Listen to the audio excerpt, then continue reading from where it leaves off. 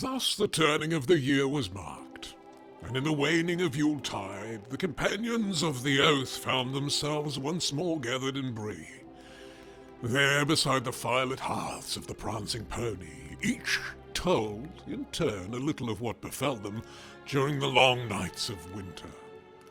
When the weather softened and the road called, they bargained at no small length with a shrewd merchant of Southgate, and at last came away with 2 sturdy ponies and 3 horses fit for the long miles ahead. After receiving a few final words of counsel from Gandalf the Grey, they set their faces southward, bound for Tharbad in search of Yari.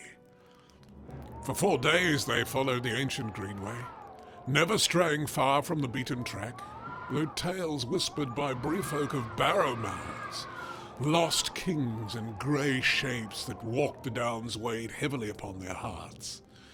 Yet no shadow troubled their path until the 4th day, when Huck discovered that some of their provisions had spoiled. Fear touched them then, sharp and sudden, but having rationed well what remained, they found the harm to be slight, and pressed on with renewed resolve. 2 days thereafter they came unto Windcross, an old half-forgotten settlement, where the ancient greenway meets the westward road that feeds the city of the Grey Havens. Many of its houses stood empty, their roofs sagging under years of neglect. Yet a few traders lingered still, and a handful of rangers kept watch on the lonely ways. Asvard sought tidings of Yari amongst those gathered there. Some driven northward, even in the deep of winter, to escape the hard lot of Tharbad. They spoke freely enough.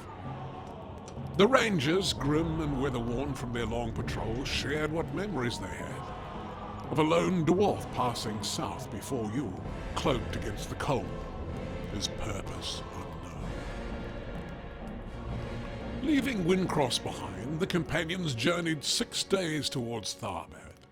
At last, when the dim towers of that ruined city rose upon the horizon, their road was barred by a band of ill-favored men, demanding a toll.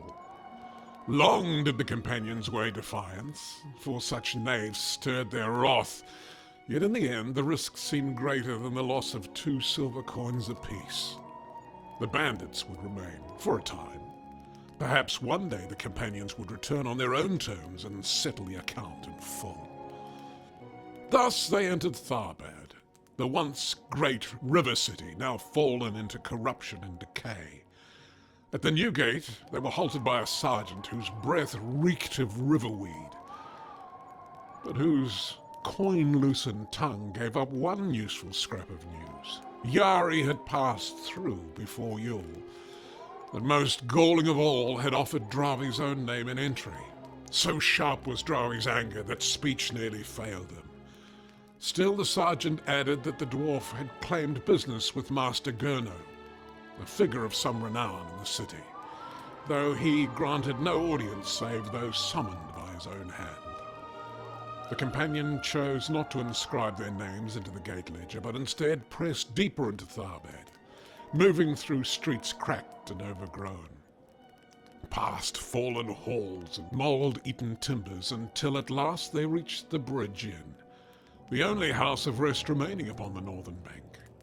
Yet one phrase lingered in their mind long after they had crossed under the sagging timbers of the inn's roof. One for the master, and one for the city.